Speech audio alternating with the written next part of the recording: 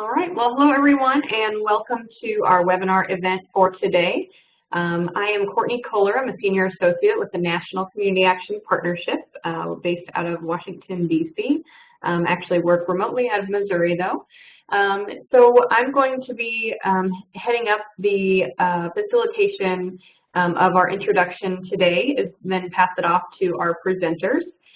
From UC Davis Extension Center for Human Services. So we're excited to have our presenters here with us today. And then I just want to give you a few housekeeping items before we jump into our content.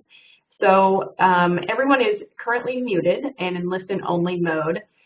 This helps cut down on background noise, but we definitely want you to interact and ask questions and make comments on the presentation. So what you can do is use the chat function.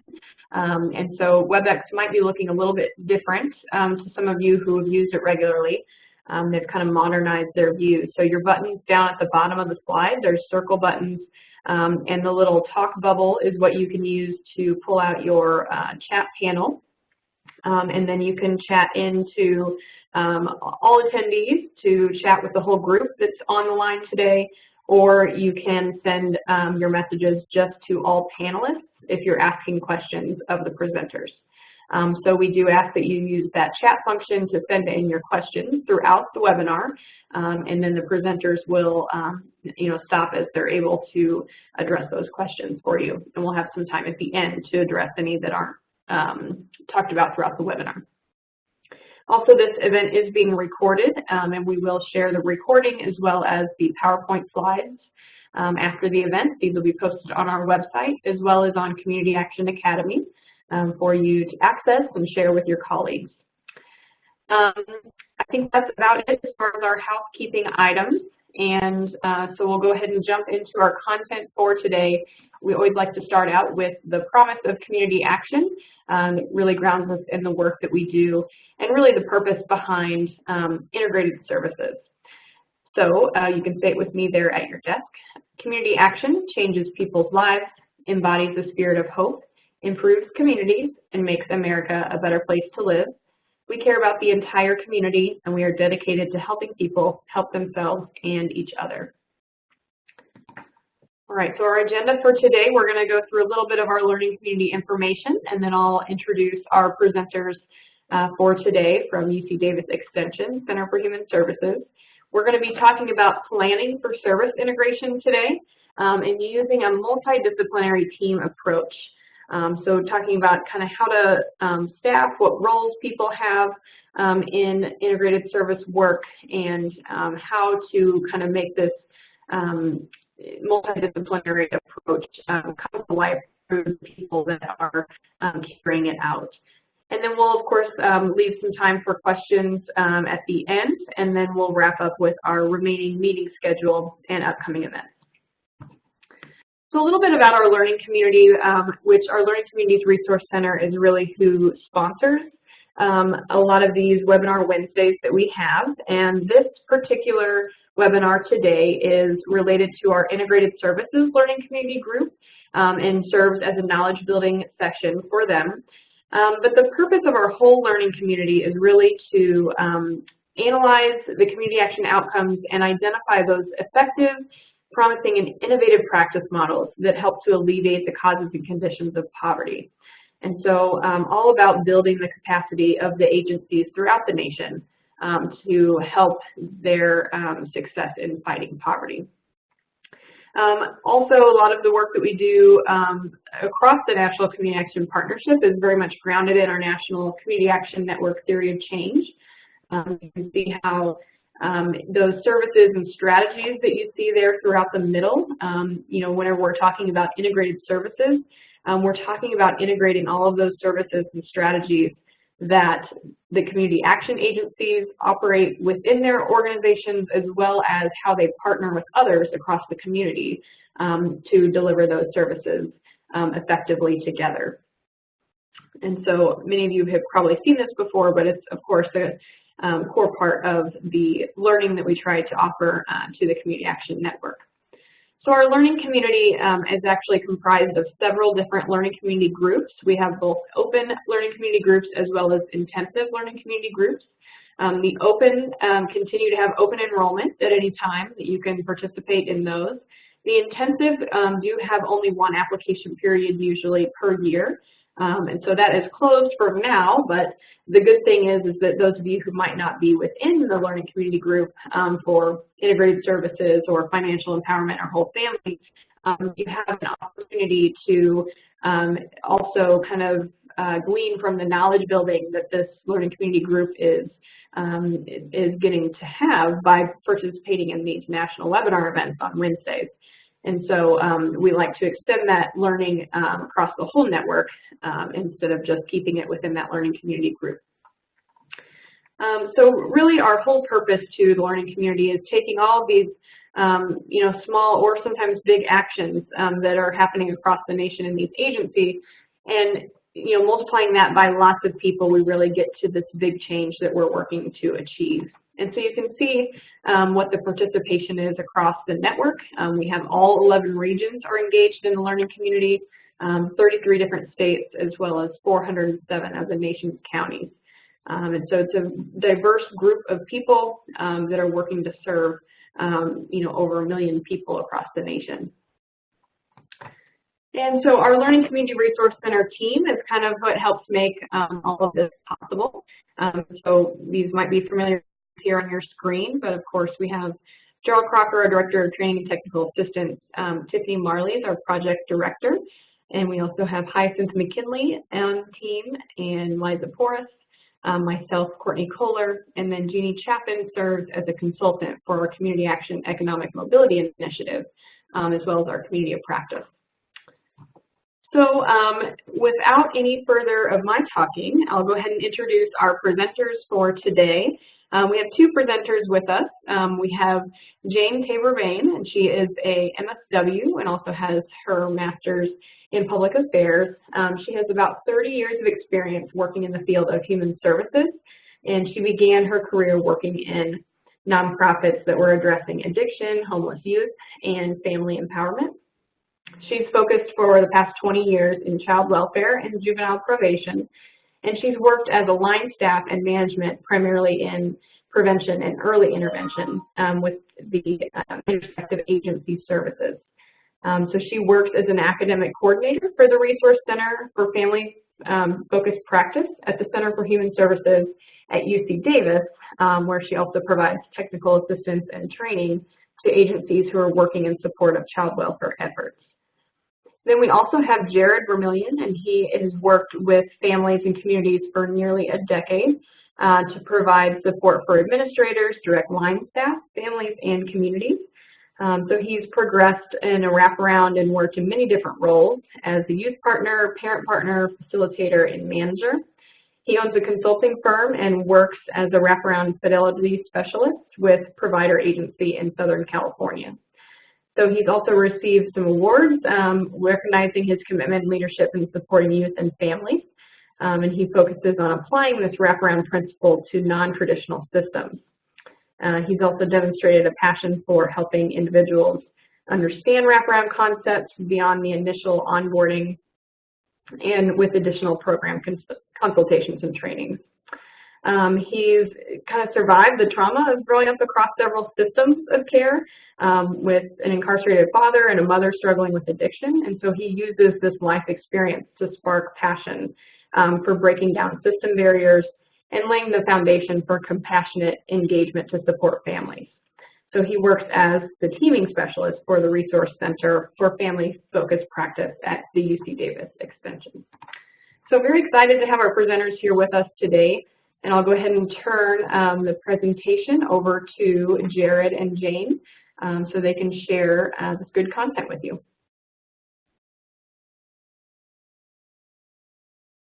Time to join with us. Hello everyone, and thanks for taking time to join with us. We're excited to be sharing this content with you. Jane and I both are very passionate and have done a lot of work to build an integrated system supporting implementation across counties and across the state of California, and I'm excited to share what we have give to you. As Courtney shared, our background led us to this, the idea of teaming, and we're going to get into some of the content of it. But before we get there, we're going to quickly review some of our learning objectives. So ultimately, it was set out for us to meet the goals of community actions implementation and big outcomes about integration and shared practice. So we're going to take our time to get into understanding the importance and intent of working collaboratively, identify key partners. We're going to get into some of the roles, and we're going to unpack those roles into some of the skills and action required to move a system that maybe works well together through collaboration into a fully integrated system. Ultimately, we're going to make the connections between the complete reform that has happened in the state of California for our systems that are supporting children, youth, and families, and we're going to identify how the key skills, values, and practices that we learned and have implemented on a full-blown scale to share with y'all. Jane, just making sure you're there. So what we'd like you to do is to take a minute and kind of think. We'd like you to think for a minute. Fill in the blank. The idea is sometimes families fail, fill in the blank. So sometimes our families fail what? Families, right? So sometimes there are, and we play with the word fail, but we use that for illustrative purposes only to say that sometimes families are stuck in addiction or are stuck in poverty or are kind of being the fundamental struggle for their own life. But we also want to recognize, and this was a big picture for us in the state of California, that sometimes it's the systems that fail our families and or cause barriers or create those silos. And the outcomes we were getting were not at the level that we wanted them to be, and therefore we really had to take an introspective look at our systems and think about rehauling those systems. I'd love to say that this came out of our genuine want to improve services for families, but it also came from a major class action lawsuit that caused us to really have to reform and re-change the way we provide services across the spectrum of our systems to children and families involved in our system. So we'd like for everyone to take a minute and just kind of think about what are some of the symptoms in your community, in your implementation, that are causing you to think about why you might want to have more integrated system, more connected, shared leadership, shared building, and shared accountability of services. We went through and identified a number of symptoms that included things like we weren't getting outcomes, kids were growing up in our systems, families weren't having access to the services that they need. So I want you to think for a minute, what are some of the symptoms that your current implementation has that is causing you to inquire the idea about continued integration? Let's give you a minute to think about that.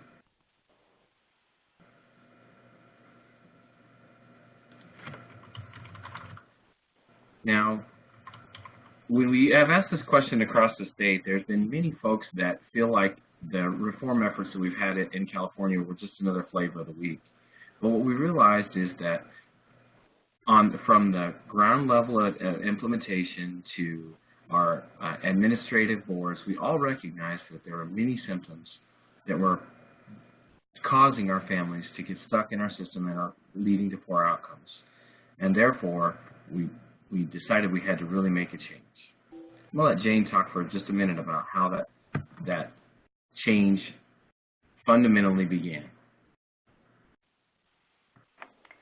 So can you actually hear me? Loud and clear. Okay, good. If you want to, I want to say a little bit about some of the symptoms. Jared touched base on a little bit of those symptoms, but I think some of we use those as a guidepost pretty much throughout the entire process.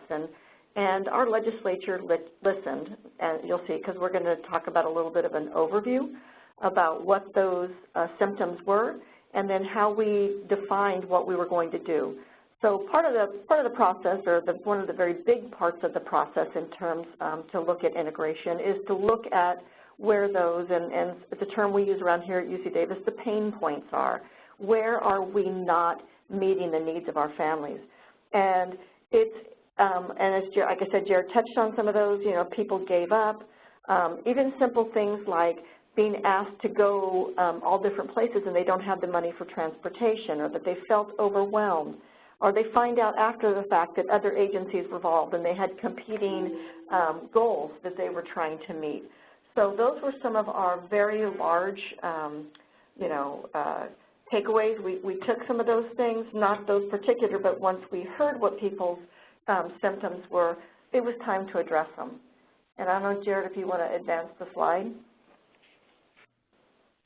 So we realized that, and obviously this is just a visual, that collaboration is going to be the key to us addressing that.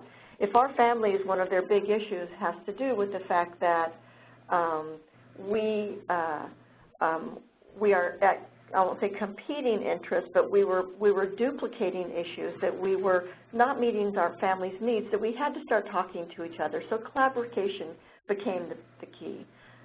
But at the same time, we realized that there were some pretty significant barriers, and it was going to take a targeted effort to identify those. It would be unusual for a family in one of our systems to have, for example, with child welfare, have a visit with their social worker at the same time they had an appointment with their juvenile probation officer, at the same time they had a dentist appointment, at the same time they had to be at court.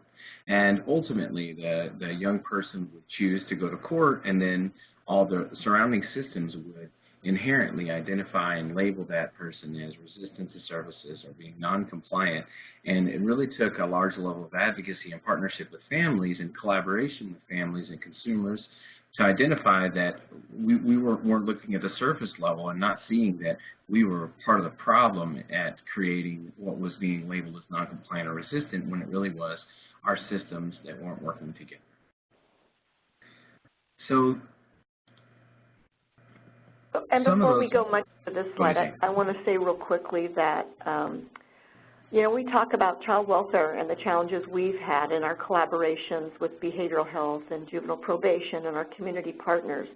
But I think as Courtney was doing the introduction about the, you know, the community action partnerships, I think it's important to know for you as an audience that number one indicator for a family to get referred to child welfare, one of the big risk factors is poverty. So I would say it's very rare for us to have a family that is not in poverty. And so we're dealing with some of the very same issues and some of the very same challenges that you are with the families. So we're not far apart in any ways. And so some of the community partnership agencies within our community are very wedded to those services that child welfare is providing, either as a prevention effort or in some of our early intervention efforts. So just wanted to put that out there. So some of the challenges that were identified specifically are here, that we had issues with confidentiality and sharing information. We had competing priorities from our funding sources or from what our board of supervisors wanted, or our agency memorandum of understandings. We had actually opposing perspectives. And I say opposing because we weren't mutually respectful of each other. So when you have juvenile probation who looks at dealing with the crime and recidivism and not seeing, and child welfare not seeing that relevance, and having the same families, and that we're dealing with safety issues, and yet, believe it or not, we actually follow the same placing and same laws and what we call our Division 31 codes.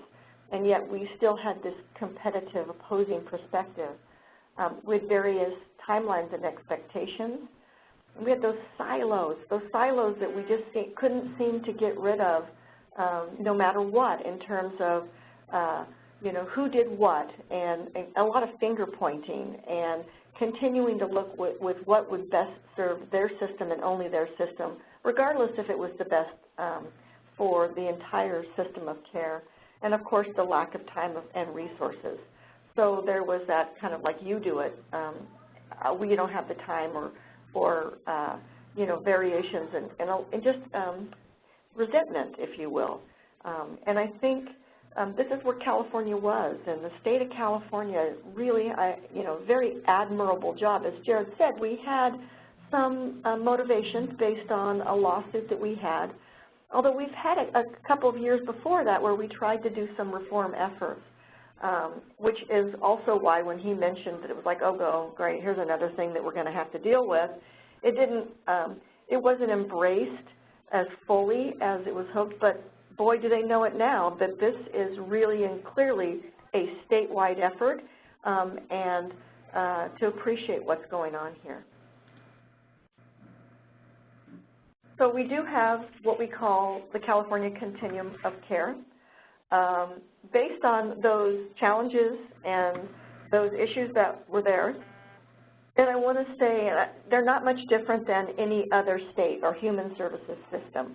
But our state, again, took a very bold approach. They did a lot of listening to our families and a lot of input from the kids leaving our care and getting services from our care. And then we tried to look at data. That's we actually realized that was a big problem. We don't have the relevant data to see across systems as well as we would like to.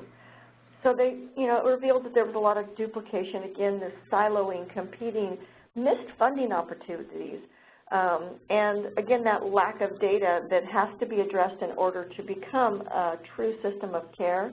And we lacked genuine and authentic input from our consumers. And so this overarching vision through the continuum of care was set for us, that we integrate, that we have services that are coordinated and seamless, that there is, throughout all of our big three, and we're calling the big three, it goes deeper than that, but it's really child welfare, juvenile probation, and behavioral health, that there be an active family, not just a family voice, but a family choice in what is going to happen to them. If you're familiar with wraparound standards, you know, nothing happens about me without me. That's one of the kind of catchy little phrases they use. And that by doing this, that we have mutual accountability amongst all of our partners, and that we're able to not only work collaboratively, but we're able to say, hey, you're not adhering to what's going on up here, so that we have that shared accountability.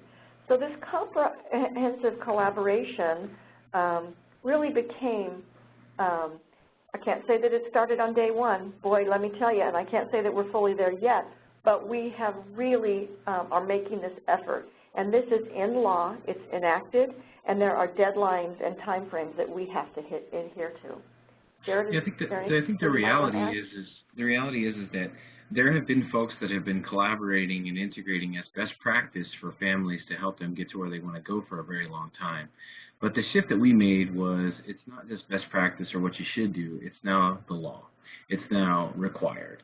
And so we'll talk some more about that. But we wanted to kind of set the stage for how do you, you know, I'm not referring to y'all, but I'm saying in general, how do folks support an integrated, multi-dimensional system implementation of practice. And we want to honor that it's a comprehensive collaboration that starts from the macro level all the way to the micro level. And we recognize that there was good services going on at the micro level in little spatters here and there for best practice, but we recognized that it needed to be a full comprehensive reform. And so therefore, there birthed the Continuum reform. So collaboration is, it happens at all different levels in all different ways, and I'm going to guess that y'all collaborate in some way. That there is relationships that you've built from one agency to the next agency, that you do hear about what the goals and objectives and the mandates are from one agency, and talk about how you might be able to support them. But it's oftentimes very limited and not very formal. And if you look at the spectrum across the top, it goes from this sense of collaboration where you're talking and it becomes more intense and it becomes more formalized, and it goes from top to bottom, and it becomes a very high-level collaboration to integration. And so it's a wide spectrum, and you've got to start where you are. You can't dismiss any efforts that are already there, but you've got to look at them, assess them, and you need to build upon them to a more deeper. It's always a way to go deeper in terms of your service integration. So it can be looked at in another way.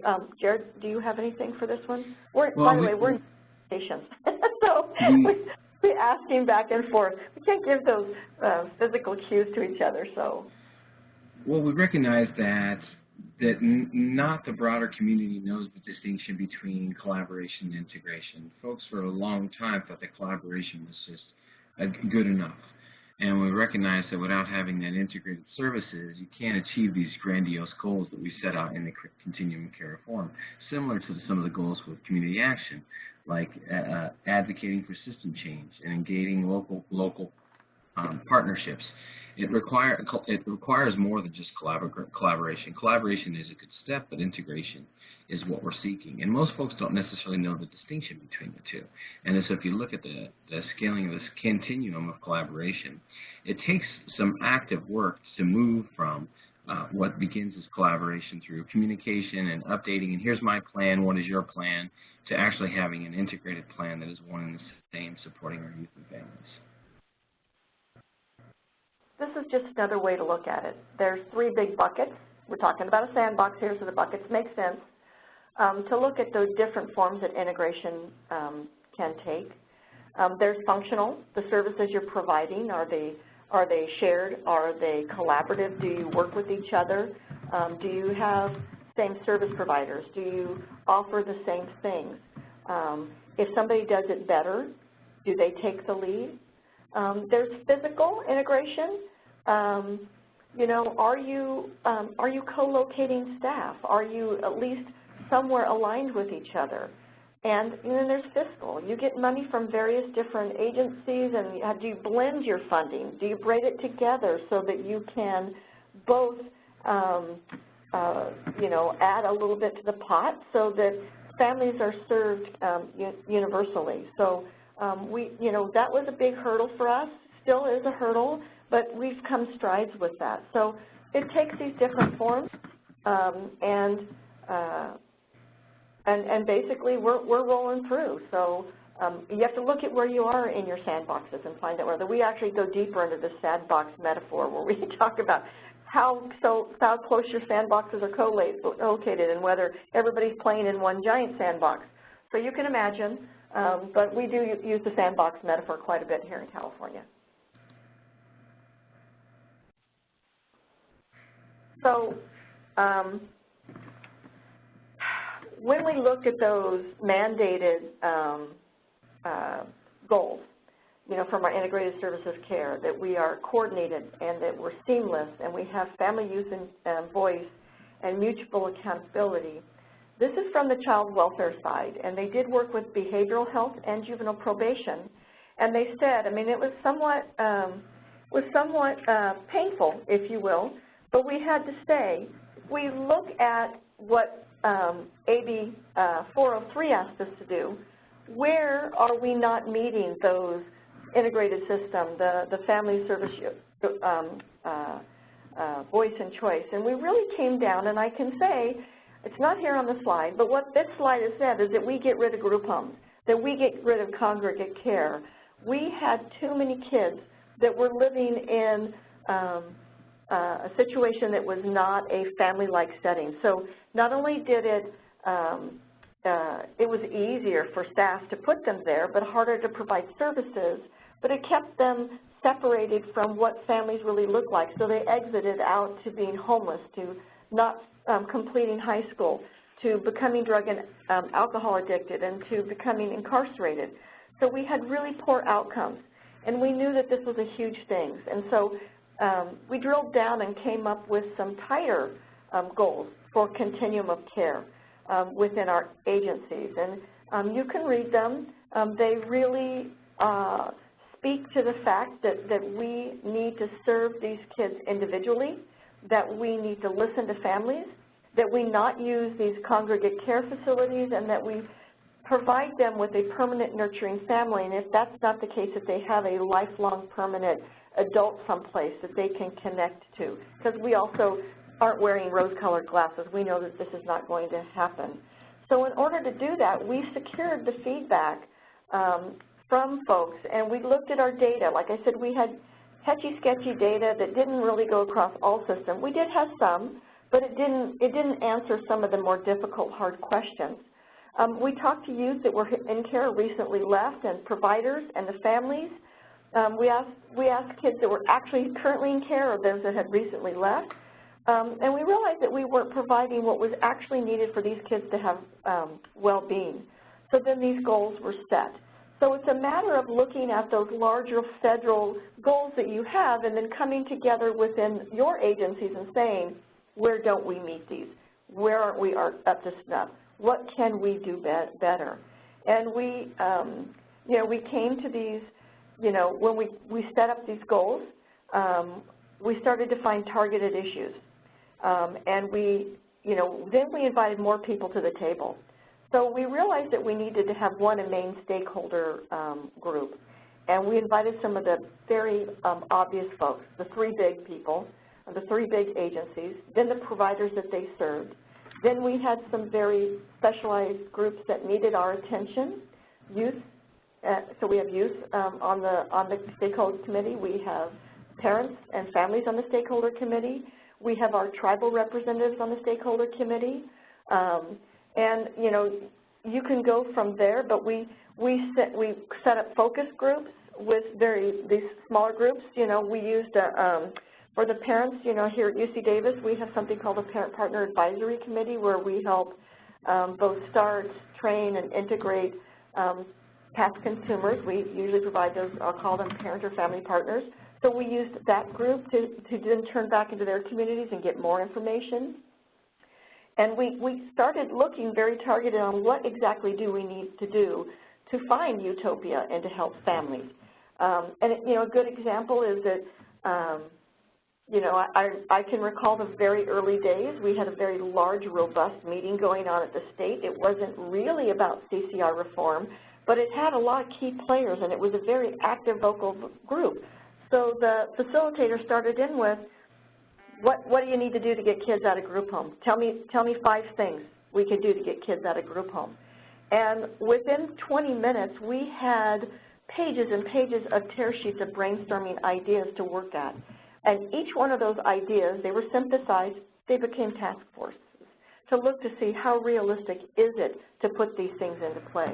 But we were using what we had, and then we built what we didn't to get people to the table. Anything so to add, recognizing that integration and collaboration is somewhat easy. Integration is difficult. And in order to get there, we're kind of setting the stage for how we first had to make clear on our on the meta level that these are our goals that we're going to set out with from top to bottom and work on. And because we had to make a very clear statement, the state of California did, to say that we are no longer just making this best practice, this is required. This is another visual, and I'm going to try to pick it up a little bit because this is supposed to be kind of an overview about what we're doing and how we got to where we are. And I know that really the interest is who's at the table and what do you do, what do these roles look like. But you can't really know that until you know how we developed, how we got to the point we are. So I've got to give a shout out to the gentleman by the name of Richard Connect, who created a lot of our core practice models and integrated services, system of care work, and kind of did the macro level stuff. He kind of shepherded that through us. I think of him in a shepherd hat and a cane and a bunch of sheep, and he kept us on track. It was great. So what we have here is our shared approach, our theoretical underpinnings, much of which came from AB 403, but also what we drilled down to. We realized that we had to have some shared principles and values. We're going to touch on those. We drew a lot of them from, we don't want to reinvent the wheel, that's for certain. So we used what we knew and what we were really good at. And so, but we also had to look at our shared practice behaviors. We looked at hard and soft skills and how we were going to act. We know that relationship, like with families and actually families being successful in services, the same thing was true with systems, that we had to have relationships, and we can't have a relationship unless we respect each other, right? So we kind of took it for that. And then we built something called an integrated training plan. You know, I want to kind of like further that example of giving the kids out of group homes. We looked to see what some of the barriers were, and our system was set up to support the agency, not really the kid, meaning that the agency set the parameters of what they did, and kids who needed their services went to them. Well, sometimes kids had to move, or sometimes the families had to move. And unfortunately, those services had to stop because the agency didn't stay involved.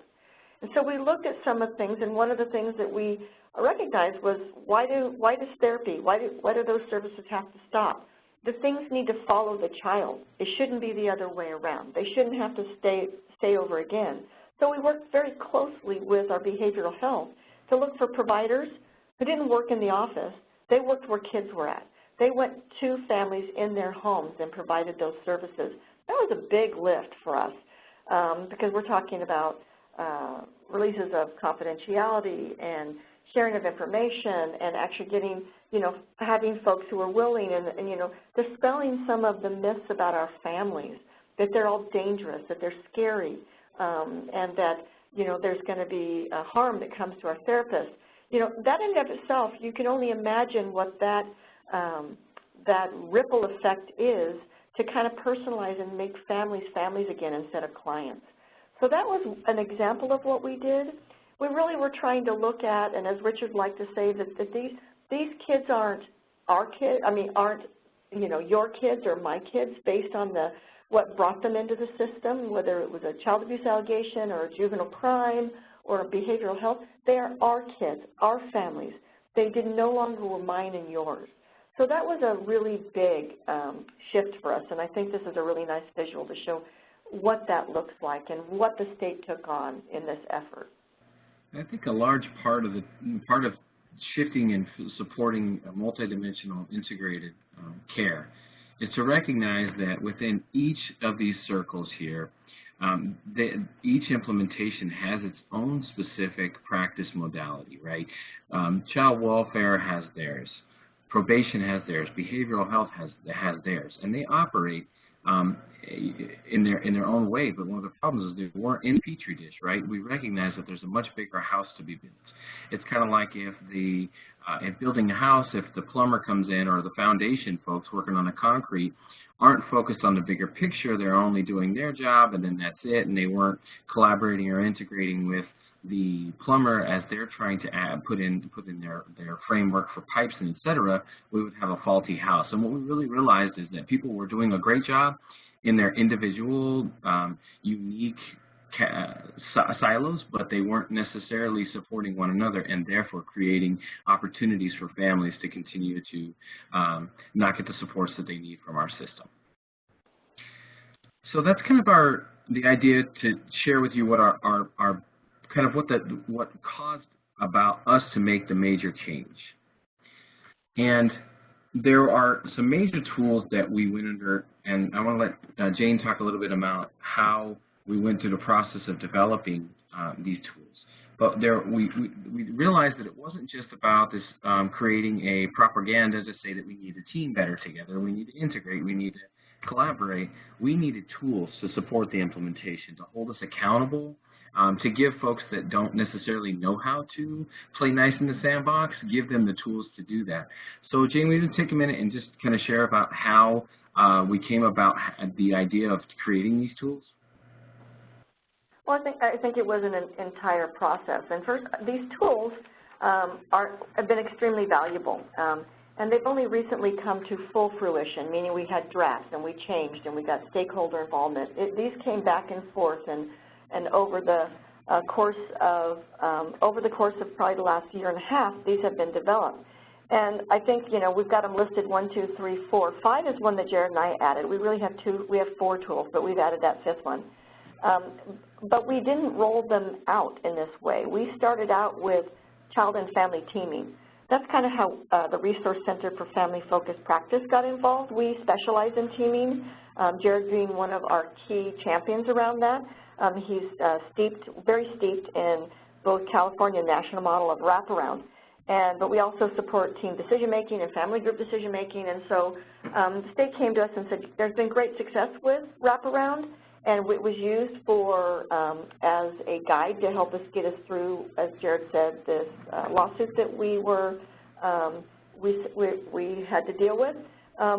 So we started there, and as you're trying to get people to integrate a practice, a teaming practice that's universal across everybody, we realized that we needed some other things as well.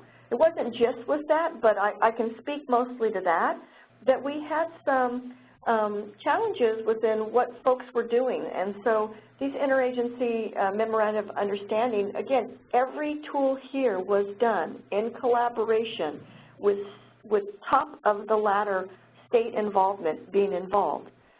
Their respective divisional support, you know, whether it was licensing, whether it was practice, whether it was training, whether it was their fiscal department, they were all present. And then you drop down to the providers who do all those things, and then you drop down to the consumers. And so you got quite a varied response. There was, you know, with all that feedback, we came together, and we're going to go over each one of these individually, so I don't want to stay too far on this slide. But these tools were really primarily to address those barriers and silos.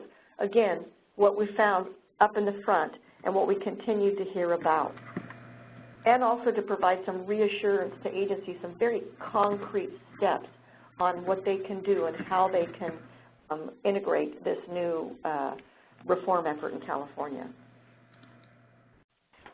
So this is the tool number one. Like I said, it was not the first thing developed. I wish we would have, if I look back at this presentation, I would say we probably would have started with CFT. But in retrospect, this probably would have been a very good place to start.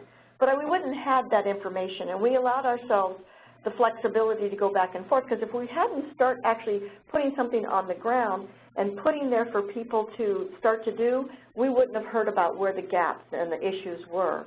So there were partners from each agency. We had legal minds, families, providers, youth. Again, you're hearing some of the same folks. But you know, when somebody complained about something, instead of saying, oh, well, let me tell you how you could make that work within our current system, heck no, that person was brought in and said, tell us more about the way you need it to work to serve families. But this basically helped agencies to know what can be done and what can't be done. And so that we can look at, instead of trying to say, hey, we hear you're having problems, let's look at your MOUs, that there was some commonality. This form is being used, and its language, it helps. It took well over a year to develop, so, and it includes within this the development of something called a release, well, you know what a release of information is. So, you know, I can recall being in different trainings where providers would raise their hand and said, you want families to sign a release of information, can you please put it in language that they understand and get rid of the legalese, or give us some kind of a script we can use in order to present a release of information, because this looks like another legal document that's going to get them thrown in jail or that's going to keep them away from their kids. There's enough distrust already. This is just another agency. This is another form of distrust. Help us create something they can use. So those are the things that were listened to, and the state has and is still listening. So anything else, Jared? So I want to put a little framework around the development of the Integrated Child MOU. So when people from different disciplines, from different perspectives, from different mental models, right, from different mind frames, come together, one of the biggest reasons why they don't integrate and collaborate is fear of the unknown and fear of repercussion on their input. In other words, a clinician may have said, hey, I really want to help to share this information, but my ethical code will not allow me to team. And so one of the things we really had to take a look at, and it came up everywhere, is a large barrier for integration and collaboration. So for someone supporting that supporting the implementation of integration and collaboration or advocating for that, we have to recognize what are some of the motivating factors that are barriers for us to integrate. And one of the largest ones was fear. And the idea with this MOU was if we could take that fear base away and say, here is the legal document that supports you to team, which is not a new concept. This is a novel concept, been around forever and ever and ever. We've known not 100, we a long time ago that teaming best for families is what we need to do, but people didn't do it because they were fearful of the repercussions. So one of the big pushes here was, well, let's put together this sample MOU, this template MOU for communities to use that outlines how they can partner together and not get in trouble. Now that there are levels that are still held under confidentiality in the clinical work that a therapist provides, but this was identifying, here's the areas that we expect you to team together and talk together. And this, although we're not talking about a long time, because this is huge, because even today, as we're implementing the child and family teams and other practices, one of the biggest pieces that always gets in the way is people's fear of teaming and the repercussions that may come from the perspective that they share. So this MOU was a huge, huge, huge deal, and communities are finding it very helpful to now be able to team together.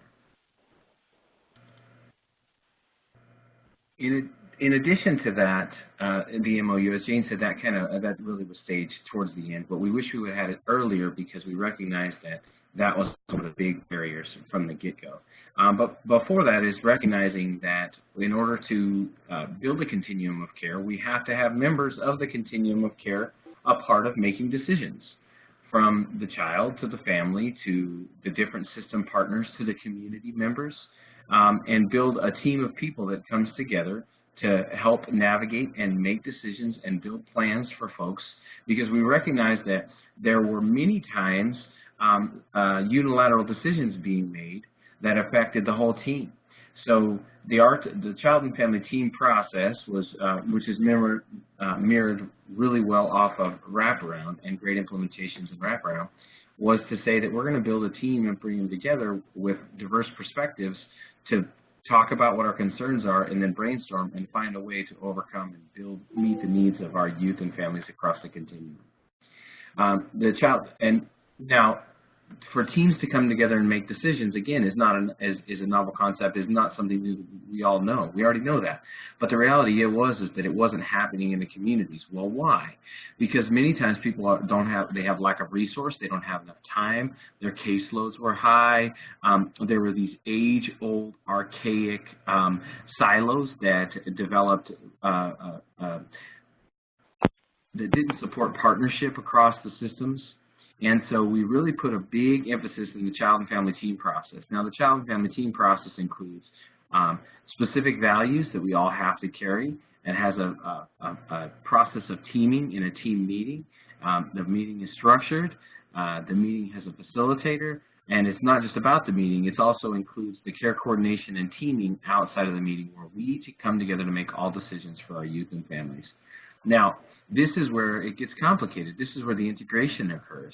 This is where, I should say, occurs or sometimes doesn't occur, where people sometimes feel like their opinions aren't valued, where people feel like their voice isn't heard.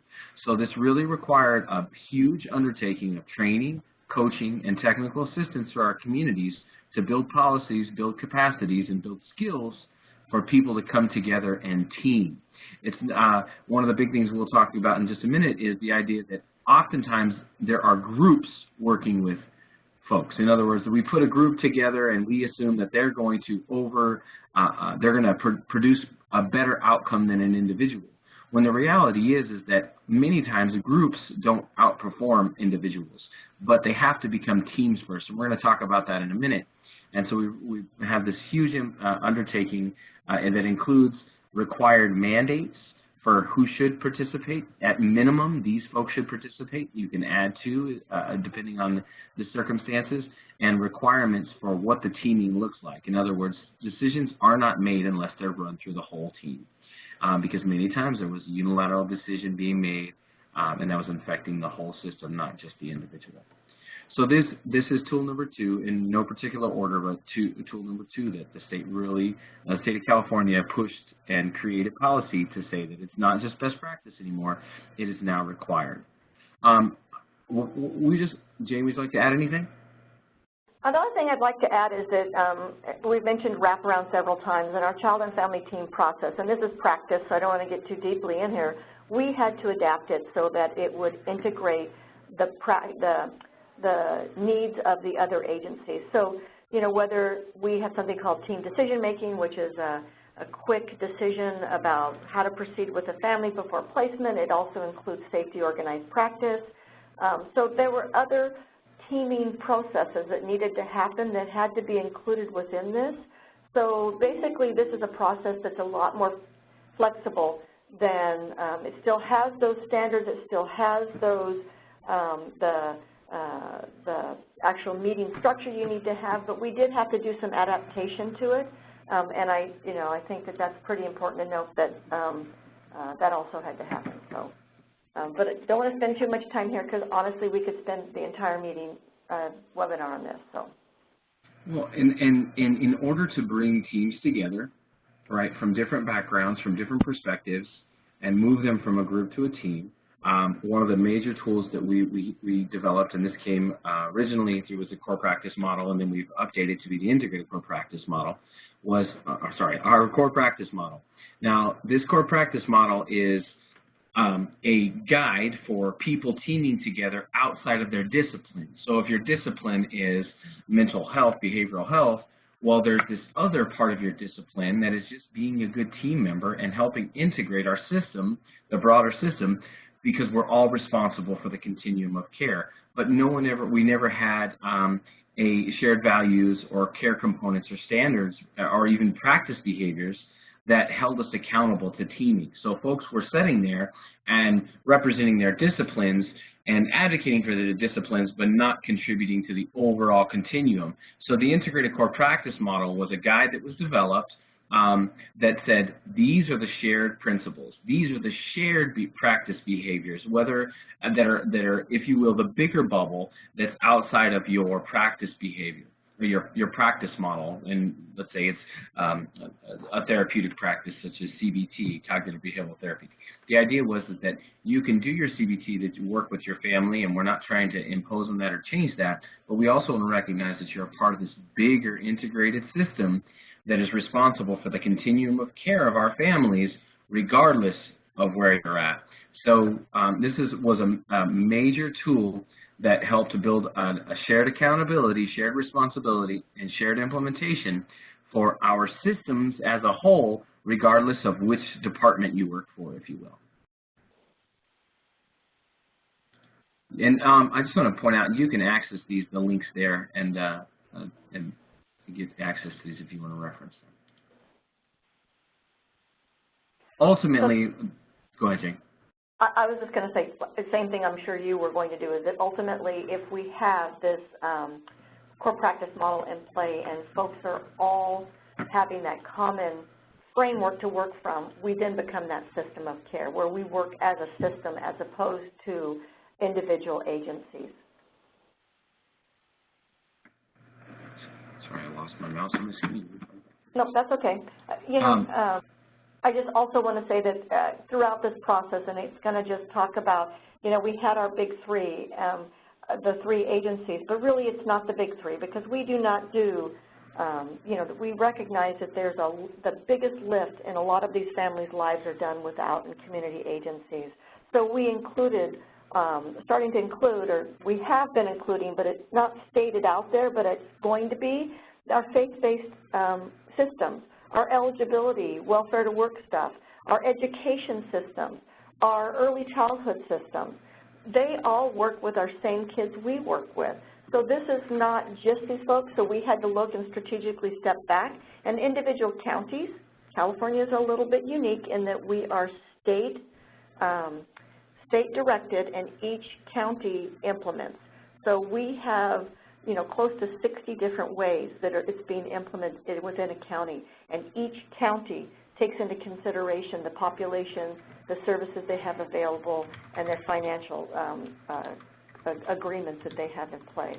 So that's one of the things I wanted to say. So, you know, looking within our community, it's really 4. We've got all those community-based agencies and organizations that are outside, some federally funded, some state funded, and some, you know, county funded that we need to integrate with.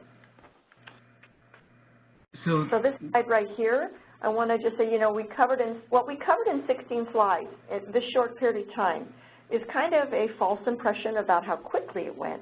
I want to point out that, you know, it's actually, we've got up there 2011, but the reality is it actually was well before that when we did some reform efforts, I want to say early 2000s, where we tried to reform group homes. What we ended up doing was really creating those agencies that had specialized services. And the kids, that's what I talked about, children were moved so that they get a service from an agency. And so it had kind of a backlash. I mean, it did some really good things for us, but it also, you know, that was one of its repercussions. So we've been trying for some time to get kids out of group homes, to change our practice.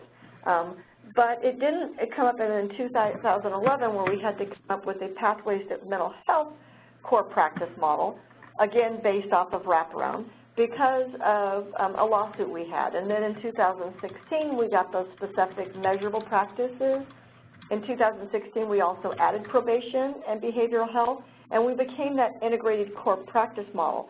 We are one of the first states in the nation to have this going across all these multiple agencies. California has done an admirable job, our government agencies, and I just got to give a little shout out to them because they really have led a charge and held us to it. So, and like we like to say, you know, move along. Jared likes to use a bus metaphor. We move along on this bus, and something hops on that needs to be there, and we need something else that's got to be there. It's getting off. So, you know, it's fluid, it's flexible, and it needs to be very open and honest, or we don't go anywhere. And it's this evolution, it really included everyone.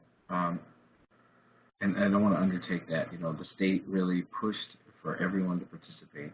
And we realized that probation in the beginning wasn't necessarily a part of it because it was a very, still kind of a legal law system, and it wasn't necessarily looking at the well-being of children. And even probation has shifted a lot of its practice to being more comprehensive in the care for children, especially when they bring them into care. Just like you guys, we looked at the community actions theory of change. This whole implementation had its own theory of change, and what I want to point out in particular is that it was guided by the principles, guided by the phase-in activities, skilled CFT practice, and CFT is an acronym for Child and Family Teams. It's not just about the meeting; it's about the teaming, and that includes the meeting. And at the heart of all this was the child and family team. So modeling on the family level, there's a child and family team, recognizing all the way up to the top that there's child and family teams, if you will, making decisions that were administrative child and family teams that include all participants. And here's just kind of a picture of what our theory of change looked like for the integrated core practice model. And like I said, the integrated core practice model was really based in values and principles, the idea of what authentic engagement and teaming is, and what was most important for our communities was practice behaviors that they could do. Those values that we had were the 10 principles. Here they are here. And there's actually, you'll see there's an 11th one here at the bottom, the trauma-informed. California took the 10 principles of wraparound and implemented them to recognize that they would be our shared values. And we added the idea of trauma-informed care, not to say that it was a new concept, but we really wanted to call it out so that we could advocate for our shared partners in our communities that weren't necessarily aware of what that was. So there was some education going on so that folks knew how they could participate. Did you want to add something, Jim? I don't think I have much. I just want to point out that trauma-informed was an add-on. We all did our own trauma-informed, but recognize that some agencies have more resources than others to very specialize in identifying trauma reactive behaviors or what those look like and how to address them. So it then became how to disseminate that and how to use that. But that is now, I would like to say, a fundamental core principle. So the last tool, we want to mention, sorry, go ahead. No, go ahead. The last tool that we want to mention before we get into some of the nitty-gritty of supporting the practice was the integrated training guide.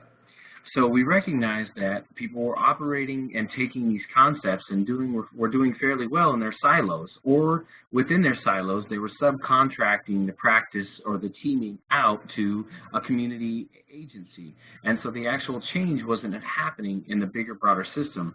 And so the California and CDSS and our whole regime of changing the way we're doing business put out recently, and this is one we're really excited about, and this is one that isn't pushed out to full scale yet, is our integrated training guide. So there are some concepts, in fact there's a large part of concepts that we need to train together. So for example, trauma-informed care is not something we should do only to child welfare on the child welfare day and then do probation on their day and then the families on their day and the education on their day, but rather we need to train together so we have this learning community similar to the one that we have today on our webinar. But we've all known that that's best practice. What we needed was a guide and or a little more weight to say that this is not just a best practice, this is what we should be doing, what we have to do so that we don't unintentionally lose a family between our cracks because maybe someone didn't get the training, maybe it was education that didn't get it, or the regional center. So the idea of putting out the integrated training guide was training the full system, cross-training, including families, including consumers, so that we can have a shared learning community together. Once we have that shared learning community together, it's easier for us to implement practice. Jean? I think just to point out for the Resource Center's interpretation of this is that all of our trainings now, all of them have a post-consumer, have somebody who has been there, survived the system, and is now standing as an equal training partner in front of our audiences. So we mentioned this earlier, but the idea of how do you do this? Right, so now we talked about, here's our foundational setup. In other words, here's the structure that we have to operate in. Now let's talk about the actual work from change. Well, to move, I mentioned it earlier, just because you have a group of people doesn't mean you have a team. And that's something that we continue to have to push out. And to administrators that may get frustrated, well, the team's not working well together. Well, maybe they're not a team. And so there are particular practice behaviors that are outlined in our integrated core practice model, in the integrated training plan, and the values of wraparound that kind of really push us to start thinking about doing things different. And I'm going to talk about a couple of these, and Jane, you could add. But one of the big ones is embracing not knowing. There's many times where the trouble is with integration and collaboration, and or supporting that is where one person's perspective feels like it is the end-all, be-all, right? We experience that all the time. And so we had to really embrace the not knowing and educate and teach and build skills around the not knowing, especially with our youth and families and our consumers when we bring them to be an executive team member that has the highest power as other folks. We had to realize that and hear that we may not, even though we know our policy, we know our system, that we may not know what it looks like, and so we had to really push the idea of embracing the not knowing. Another one that I want to call out is the idea of inviting honest feedback. In order to get move a group to a team, and we didn't put this slide in here, but we laughed afterwards because we didn't, is you have to have someone, a designated team facilitator. And that person can't necessarily be held back by their discipline. In other words, they got to be able to let the team do the teamwork. They need to be focused not on the content of the team, but rather the process of the teaming. And that's been the biggest pieces to help our momentum, is the state brought in facilitators to work with these diverse work groups and move them through a process of teaming and developing a plan. And if facilitators are great at building the team, allowing the team to invite honest feedback and helping one another hear each other. Jane, did you want to add something? No, I would just emphasize the capacity to use a facilitator, and I think it doesn't matter what discipline you're in, primarily with family voice and choice too, that this is not, these teams and these groups are not a place for tokenism. This is a place where you come prepared and you're ready to actually address issues and not be bound by your restraints of your agency. Those facilitators, and it's really important that they're activating the right folks. When we're having teams come together and trying to seek integration, we've got to be really careful about having what I like to call our Google experts, right? We have to utilize our content experts and our context experts. Those content experts are the folks that have that formal power, the knowledge, tools, and resources.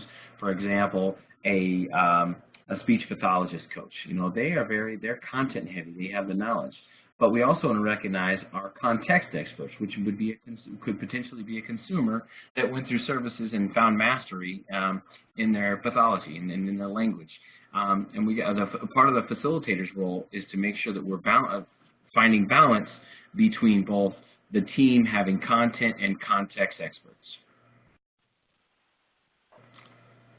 And many times folks look at teams, and this is a diagram that represents it, as they have, and here's what it was specific to us, and you all can think about it in your implementations, is many times we're looking at only one side of the table, right? We have the family that you're working with, the youth that you're working with, and then you have those required formalities, such in our circumstance was placement and a caseworker, where there was child welfare probation.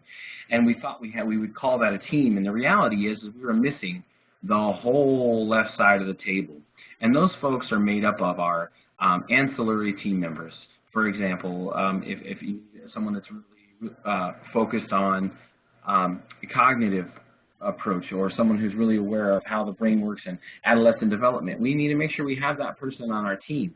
So a part of getting teams to integrate is getting teams to accept the fact that they aren't a Google expert in everything, and to recognize that there's a much bigger picture of what a team looks like, and we have to fill those, if you will, from the diagram, fill the left side of the table based on those content, context, and ancillary team members based on the discussion that we're having. So I'm not going to go through we're going to go through these slides extremely quickly in consideration of the time, but these are bullets to stay on track for good teaming, and they require, again, a skilled facilitator. And as the team progresses, this could actually be assumed more by the group as a whole as they get into that natural process of what it feels like to be actually teaming and just not grouping. So you can read through these, you know, that there be a model, that they always consider multiple alternatives, that they help members feel their value their input is absolutely valued, that they also, you know, build agreements despite differing views. There's an essence of where we all have to give a little, and there needs to be compromise, and that we appreciate each other. And most importantly, especially for some of our populations, and I know you all work in very different places, that you recognize the cultural needs of your community. Jared, I'm cruising on through different slides. You guys can follow along. But I also think in order to build that team think, you do have to do your pre-homework. You have to know ahead of time what this group is for. You have to create that safe environment. So if new people are coming into the group, or somebody is coming in who's not really familiar with the whole system-wide understanding of how things work, that you make them feel safe, and that you find that commonality, you listen to them, you help them interpret it, you help people understand what their role is, and you can ask them, and if you're inviting people, you let them know what their role on this group is. We are, with your presence, going to be looking for you to give us information on, and let them know what that is, and that you have those group agreements, and that everybody understands that you are moving forward as a team. We've all been on those team meetings or those groups where the facilitator or the chair is the one who's doing most of the talking, and people talk around it, but the work's not really done. In these types of teams, work gets done, that folks come with a common purpose and a common goal, and they roll with what that's doing. So I want to elaborate a little bit on a couple of these that were really key in helping folks support and build capacity for teaming. One of the major ones is when folks come together, there's got to be clarity in roles. And so one of the big questions is, well, what roles need to be there? Well, we've identified so far that you've got to have content experts, you've got to have context experts, you have ancillary team members based on the client, if you will. They're the people that they want to be a part of the team, and then people need to know why they're there. And I want to put a big exclamation point on to say that you have to have skilled facilitators that are not necessarily biased to the plan, but biased to the process of getting people to participate. And a part of that process that is commonly missed in what I call teams that are just groups is group agreements. These are our rules for our relationship. These rules include things like confidentiality, mandated reporting in our world. They include things like how are we going to make decisions. Teams need to have the liberty to define how they are going to make decisions because we don't know the context. The context is so different depending on each person you work with, each culture you work with. So teams need to know how they're going to make decisions together. There's a whole list of different types of group agreements that teams have to have. And this is what distinguishes them from a group to a team. Another real quick one I want to shout out is conflict resolution process. A group of people, they usually divert back to what they already know. For example, if I am an arguer and we get into a conflict, I'm going to go to my arguing process because that's what I know, and no one has set forth a plan for me to be able to reach consensus or navigate conflict. So we got to have a conflict resolution process. How are we going to get, if you will, my joke is how are we going to fight? Not literally, but the idea here is to have those group agreements. They're more than just ground rules. Ground rules are the rules for our meeting. Group agreements are the rules for our relationship. Most teams that are just groups that aren't, if you will, they aren't teams or just groups, are missing those group agreements or need to revisit them and keep them alive. And ultimately, from the top down, side to side, every part of the system, we have to reinforce the idea of team. So this is the question that comes up to the facilitator or to anyone who's supervising a team or helping advocate for a systemic change. If somebody asks me a question, you could ask me anything, and my response is going to be, I don't know, it depends, let's take it to the team. Regardless of if I have my master's degree and I am all-knowing in all the content related to that question, my response is still going to be, I don't know, it depends, we got to take this to the team. Because there's going to be a perspective or an angle that I did not consider, see, or am aware of, and the team will help point that out for us. So how do you build a capacity? These are three major things that you have to have. Clarification in rules, you've got to have group agreements, and we've got to reinforce team at all levels. I don't know if you guys can tell, Jared is a skilled facilitator and very passionate about teaming. So I think one of the things that is very inherent in what we're saying, too, is across this whole entire process is that these groups, these teams, from every level of assessing where your challenges are, to defining a plan, to identifying who needs to be on these groups, that needs to be from the very top high levels, the champions within your community, all the way down to the people who receive the services. So this is an administrator-manager meeting. This is not that group of specialists or planners who kind of do middle management, kind of putting pen to paper. This isn't where you put your line staff. This is where you put everybody.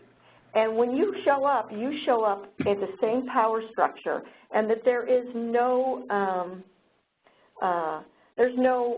repercussions. There's an open dialogue that happens. And when people are brainstorming, I mean, these are some very common sense teaming things. I mean, if you look at ProClass's, how to team, very common, universally known about how to facilitate and how to work with teams, there is no right or wrong answer here. But there is a process to look at each idea and find out its reasonableness. So that's a very important piece, and our skilled facilitator will know how to capture and hold on to what those salient points are from every person on the team. I think one of the big shifts that we're still constantly having a discussion about is folks consider themselves being strength-based across the level, and strength-based has become almost a cliche term. And oftentimes folks don't genuinely understand what it means to be strength-based.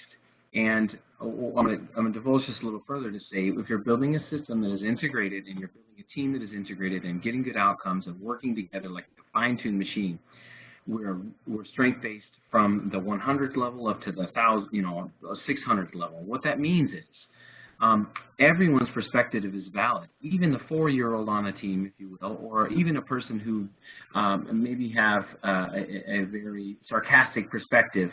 We're going to find strength and we're going to find value in their contribution. And we call it the +1 instead of the -99. So when we're working on a team, oftentimes teams sometimes get into conflict or having a hard time partnering. And so what a skilled facilitator is able to do, and or even a supervisor should, to have the capacity to do, is help teams to identify the +1. And once we reach that +1, and the +1 could be as simple as, wow, we all have differing perspectives right now, but you know what I appreciate? We're all passionate enough to put them out there because we care about this family, we care about this child. We're able to find that common ground, that strength-based common ground, and then we're able to move forward. So strength-based, in a lot of communities, they say, we just take what's working and try and build on what's working. That is true, but we're taking it on the integration level, we're taking that further to say that everyone's perspective has strength, everyone's perspective has value, and we're going to find our way to integrate that.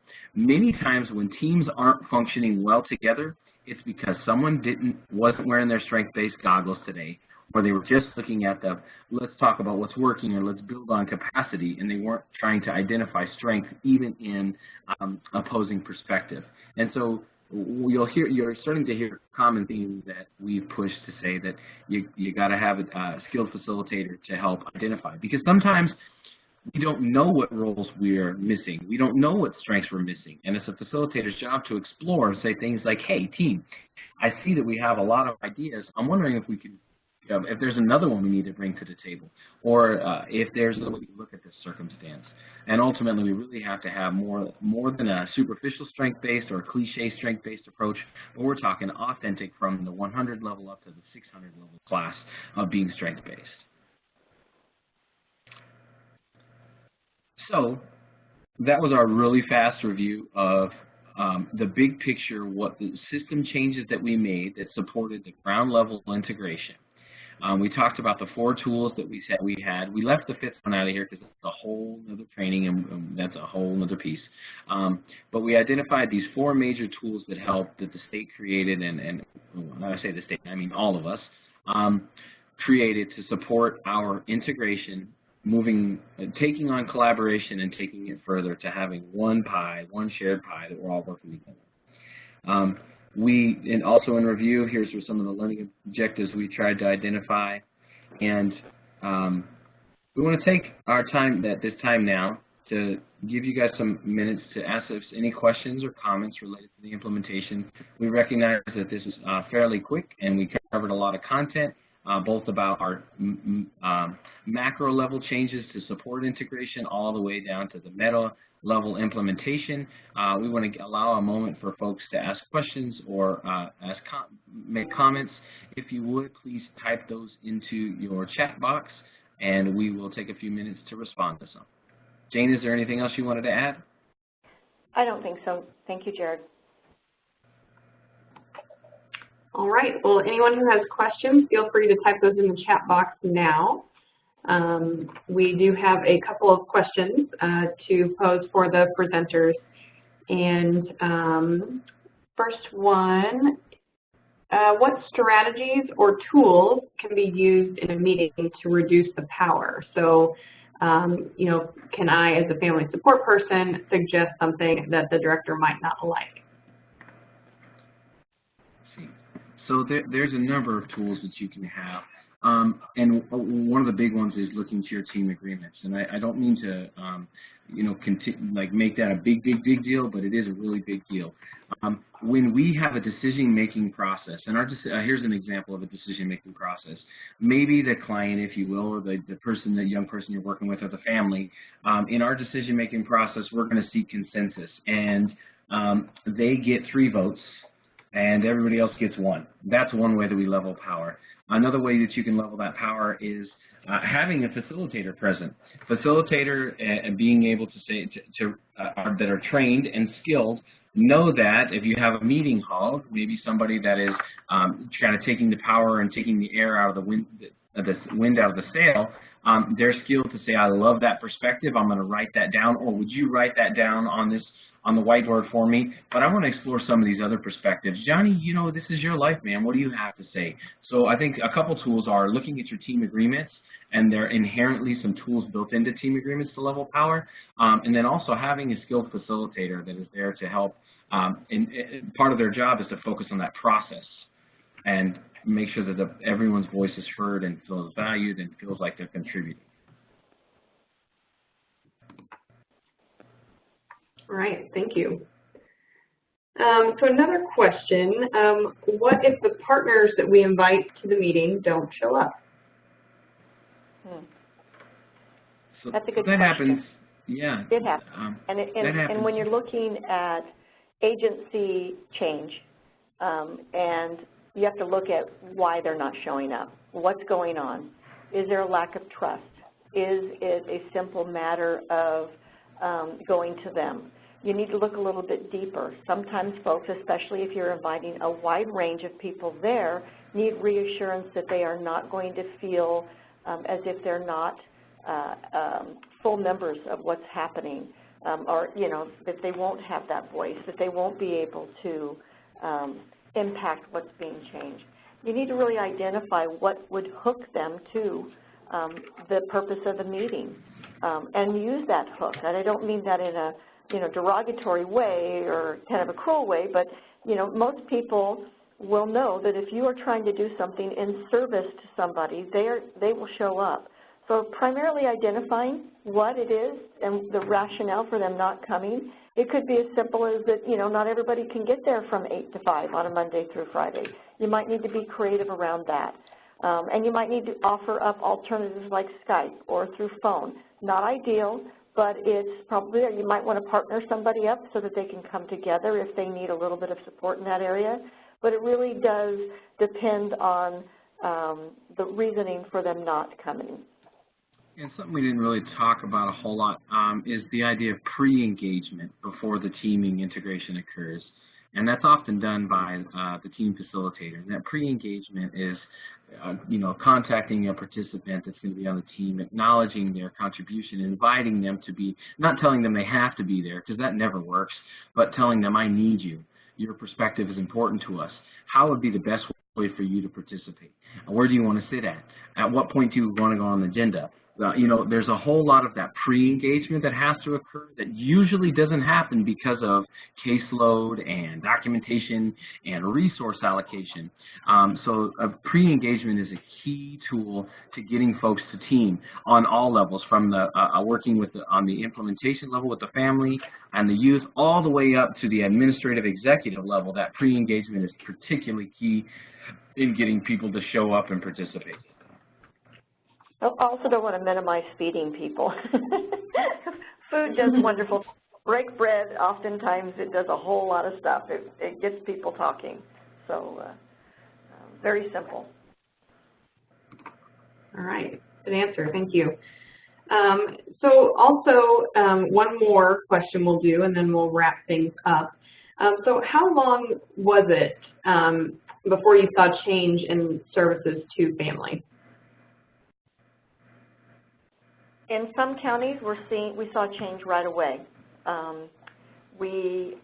Especially with agencies that were, well, we did see change in child welfare, I don't want to say that, but when we saw probation, who's not familiar with the more hands-on, friendly, listening to the children, youth that they serve, they're really excited about this. I mean, we are hearing examples all over the place about how it changed the way they practice, the way they perceive these families, the way that they want to build service plans to serve kids. So it happened almost right away. For agencies that were a little closer, I mean, if you think about the spectrum of collaboration that were more closer to what, or maybe had more services or have more resources, we saw that a little bit quicker. We have some counties and areas that are still trying to implement their child and family teaming and these changes that we'd like to do. They're really struggling with letting go of processes as normal and are trying very hard to hold to, or what they're doing is they're renaming their old services and calling it the new name, but it's really the same stuff. So a lot of technical assistance is going on, and counties are talking to each other. Families are talking to each other. You're hearing from one county saying, wow, you didn't have that happen in your county, that happens in my county. You should ask somebody why.